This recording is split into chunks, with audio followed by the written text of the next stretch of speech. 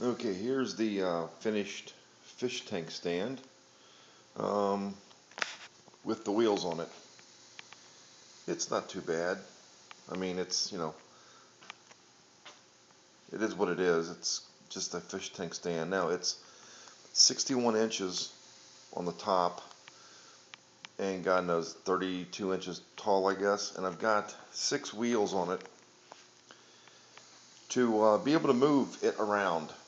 It's going to have a 125-gallon tank on it, and I'll lower it halfway before I attempt to move it. But I saw one guy on YouTube who had maybe a 40-gallon tank or a 55-gallon tank on a stand with some wheels, and I thought it was a good idea.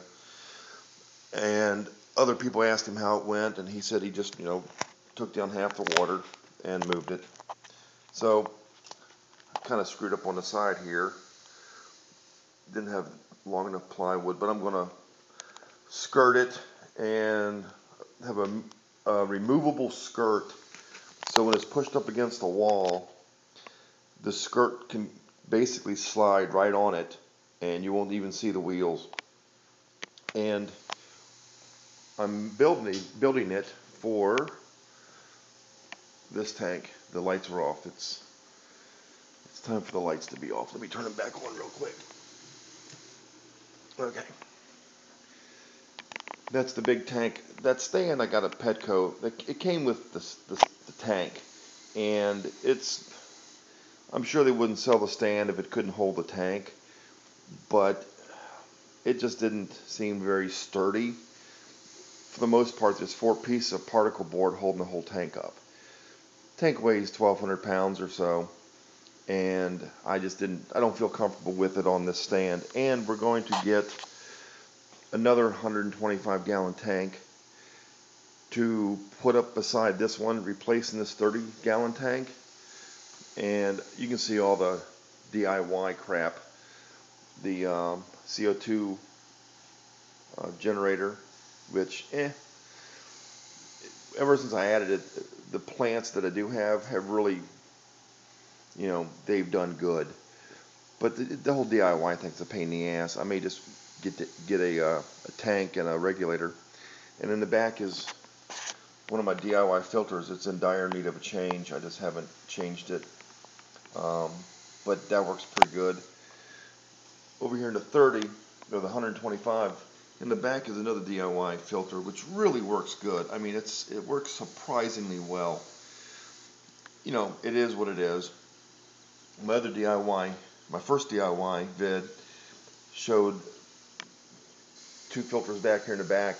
I've just changed it up a little bit. I'm just trying to find other ways of doing things, and this was going to be a filter for a sump, and I was going to make the stand over there big enough to put that in, but the tank would be like 8 feet in the air, and with the legs or the casters on it. So it's now holding my PVC pieces and parts. My wife calls me the PVC guy because I just have tons of PVC around the house. And this thing here is going to be for my overflow box with this tubing. And it's just, that's people get in this hobby not to watch the fish as much as to do impossibly weird things with PVC because it's real dirt cheap. And anyway, that's the plan. And over here, let me show you this. Over here is my, that's what we started off with, a 10-gallon tank. And now it's just plants. Oh, and snails. I'm trying to raise some snails because I want the clown loaches to, have a good meal. Anyway, it's just a layout of a bunch of crap. And we just got the light just went off. Me and my wife, we just finished the basement, and we thought, what if we need to move the tank to paint the walls? Well, that means I got to break the tank down, and that's a pain in the ass. So with the stand, which is again over there, bring the water level down about half, and then move it. That way, any sloshing around you know, not so bad. You know, maybe take the rocks out that are just sitting there, move it, paint it, move it back, bada bing. And excuse me. Another thing I'd like to do, I keep seeing like Eurojoey on the tube talking about, you know, I watched his plywood tank build and I thought I'd like to try that. I don't have the cojones yet to actually try it because, you know, you screw that up and boy, you've got a mess. So we're going to have two 125s back to back, side by side here. And we'll see how that goes. I'm thinking about making a fish bridge between the two 125s. And so the fish can go from one tank to the other, and you can control the water quality through a sump system, which I'm in the process of designing and building. And I'm thinking about building a carbon reactor just to, you know, like I said, it's the hobby where you build stuff. And here's our fish. I mean, you know, the beautiful guy here, the big guy. He's fairly big, and got the big boss under here somewhere. Oh, here he is. He's over here. Now imagine that 14, 15, 16-inch fish started out in that tank right there, and he progressed to the 30, grew, and now he's in 125. If the dual 125s work out with a fish bridge, the only next step worth taking is a monster plywood tank, and I mean monster.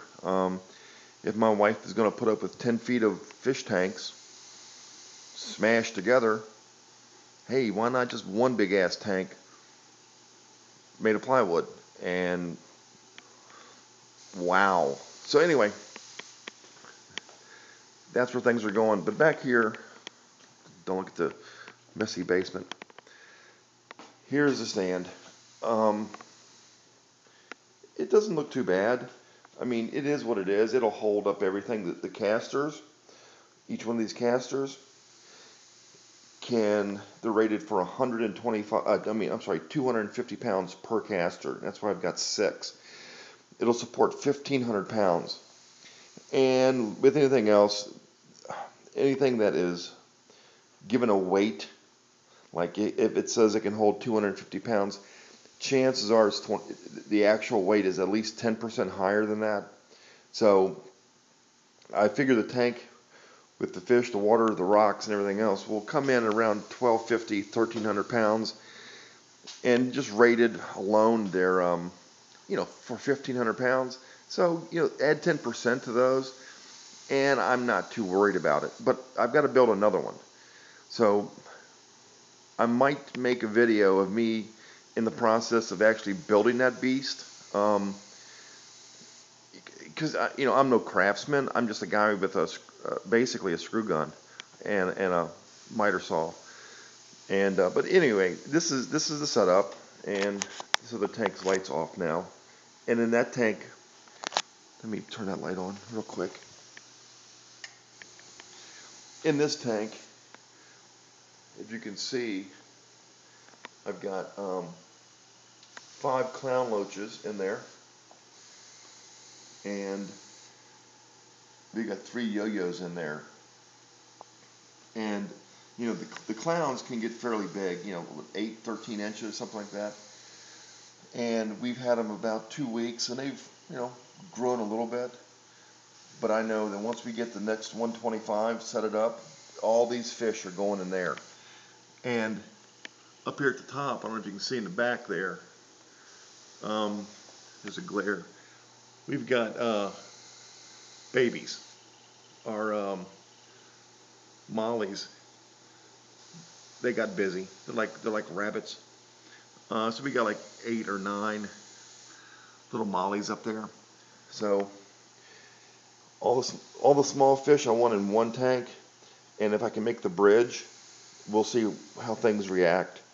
And the plants, by the time everything gets in water, I should be able just to move all this stuff and see what happens. So anyway, that's where things stand with the fish adventure. And any comments, suggestions, let me know.